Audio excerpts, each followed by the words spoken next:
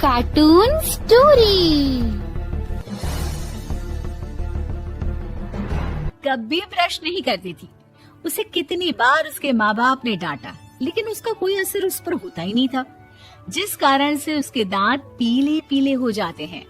शादी के बाद अरे बहू, वैसे तो तुझ में कोई कमी नहीं है, पर तेरे दांत इतने पीले कैसे हैं बेटा?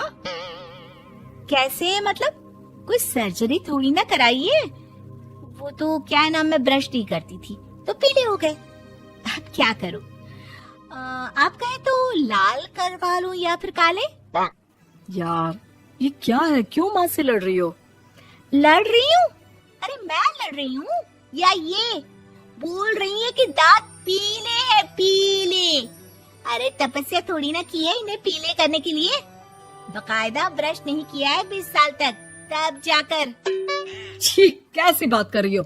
ये उस वक्त तो पीले नहीं थे जब हम लोग तुम्हें देखने आए थे। अरे तब साफ करवा लिया होगा डेंटिस्ट के पास जाकर। अब देखो कैसे पीले पीले लग रहे हैं। रंजना सास की तरफ गुस्से से देखती है। फिर शुरू हो गई पीले पीले पीले।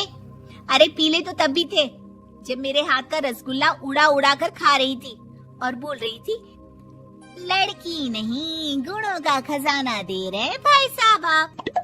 खैर, अब वो लोग करते भी तो क्या करते, पीले दांत वाली बहू पल्ले पड़ी थी तो झेलना तो था ही। एक दिन कीर्तन में रंजना गाना गा रही थी। अरे कमला बहन, माँ का द्वार है, यहाँ तो सब शुद्ध होकर आते हैं, फिर अपनी बहू को ब्रश भी नहीं करवाती तुम। दूर से पीले पीले दांत भक्ति में बाधा उत्पन्न कर रहे हैं। अरे कोई 2 साल की बच्ची थोड़ी ना लेकर आई हूँ मैं बहू बनाकर। अच्छी खासी लड़की है, अरे कैसे करवाऊं ब्रश? ये तो उसे खुद करना चाहिए ना। अब माँ बाप तो इसके जैसे तैसे निपटा दिए, ये नहीं सोचा कि सास कैसे संभालेगी। सास बहू को लेकर घर आ जाती है, लेकिन सोच लेती है कि अब इसे लेकर कहीं नहीं जाएगी। अगले रोज बहू कहती है, अरे क्या हो गया, मंदिर नहीं जाना क्या? कीर्तन का वक्त हो रहा है। मेरी मधुर वाणी से कान्हा जी जागते हैं और सोते हैं। आप तो जानती है ना उनकी भक्ति में कितना मन लगता है मेरा। वो क्या है ना, तबीयत ठीक नहीं लग रही है मेरी, आराम करूंगी मैं। तबीयत ठीक नहीं लग रही? अभी तो मिथुन के गाने पर नाच रही थी आप, और अब बोल रही है कि तबीयत ठीक नहीं लग रही। अरे भक्ति में मन लगा लो सासू माँ, ऊपर जाना है, क्या मुंह दिखाओगी आप? हाँ? सास को बहू की बात पर गुस्सा आ जाता है। मैं क्या मुंह दिखाऊंगी, इसकी चिंता तो ना कर, समझी? अपने मुंह की चिंता कर, जो ये पीले पीले दांत लेकर हर जगह पहुंच जाती है। पता है लोग कितना मजाक बनाते हैं। ना जी ना, मैं नहीं जाना कहीं तेरे साथ। तो ये बात है। कोई ना, मत जाओ, मैं अपने कमरे में ही बैठकर भक्ति कर लूंगी। ऊपर वाला दांत थोड़ी ना देखता है, मन देखता है, भावना देखता है। और अरे बस बस, तू सब कुछ दिखा, बस ये सफेद चमकदार दांत ना दिखाना किसी को, है? जा यहाँ से। बहू को सास की बात का कोई फर्क नहीं पड़ता, वो तो जैसी थी वैसी ही रह जाती है। सुबह नहाकर किचन में खाना बनाना, फिर खाना खाना, कीर्तन भजन करना और सो जाना। एक दिन, माँ जी मैं सहेली के घर जा रही हूँ, शाम को लेट आऊंगी। हाँ हाँ तो जाना, मैंने कौन सा तेरी आरती करनी है घर पर बैठकर। रंजना सहेली के घर जाती है, जहाँ वो पार्टी में जाने की तैयारी कर रही होती है। अरे शिखा, कहाँ जाने की तैयारी कर रही है? मैं गलत वक्त पर आ गई क्या? अरे नहीं यार, उल्टा सही वक्त पर आ गया। मैंने ये साड़ी और ज्वेलरी निकाली है यार, शाम को इनके ऑफिस की एक पार्टी में जाना है। बताना कैसा लग रहा है ये सब? नहीं यार, इस ड्रेस के साथ तो वो वाली ज्वेलरी अच्छी लगेगी। हाँ हाँ सही बोल रही है, मैंने ध्यान ही नहीं दिया। वैसे तो हमेशा से मस्त फैशन सेंस रखती है। तो बड़ा जाती होगी ना पति के साथ पार्टी में।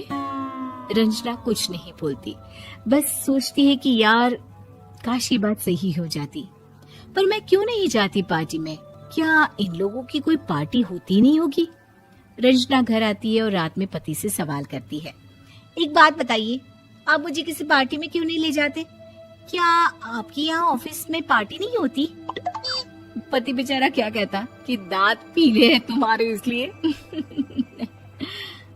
अरे कोई पार्टी होती नहीं हम लोगों के ऑफिस में, तो कहाँ से लेकर जाऊं?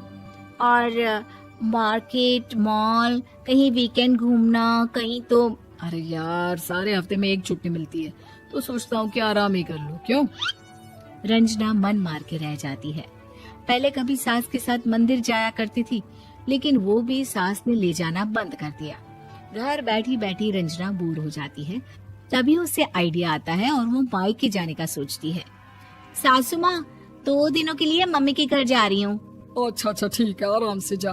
और हाँ, माँ से कुछ अच्छी आदत सीख कर आना कि कैसे शरीर के हर भाग की तरह दांतों की सफाई भी जरूरी होती है, समझी?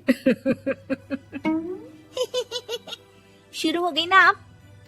वो लोग आपकी तरह नहीं है कि छोटी छोटी बात का बतंगड़ बना दे। उन लोगों के लिए मैं मायने रखती हूँ, ना कि मेरे पीले पीले दांत। रंजना माँ को बिना बताए उन लोगों को सरप्राइज देती है, लेकिन जैसे ही वो दरवाजे पर पहुंचती है, अंदर देखती है कि घर वाले कहीं जा रहे होते हैं। अब माँ, काश रंजना दीदी के दांतों वाली प्रॉब्लम नहीं होती, तो वो भी हम लोगों के साथ चलती ना बुआ जी की बेटी की शादी में। हाँ बेटा, लेकिन अब उसे कौन समझाए कि उसको उसके पीले दांत नहीं दिखते, लेकिन उसके आसपास के लोगों को कितना एम्बैरेसिंग फील कराते हैं। मुझे तो कितनी बार उसके स्कूल की टीचर ने शिकायत की कि उसके साथ कोई लड़की बैठना भी नहीं चाहती, और ना ही कॉलेज में कोई उससे बात करना चाहता था। लेकिन पता नहीं क्यों उसे ये बात समझ में ही नहीं आती। कोई कमी नहीं है उस लड़की में, बस यही कि दांत पीले हैं। वो तो भला हो जीजा जी और उनकी माँ का, जो दीदी को जैसी है वैसे ही रखा हुआ है। रंजना को अपने घर वालों की बात सुनकर बहुत दुख होता है। वो सोचती है कि वो क्या करे, लेकिन फिर वो सीधा डेंटिस्ट के पास जाती है, अपने दांत चमकाती है और कसम खाती है कि वो रोज ब्रश करेगी। अरे क्या हो गया? तुम तो 2 दिनों के लिए गई थी ना, पर कोई ना, अच्छा है, चलो आ गई तो।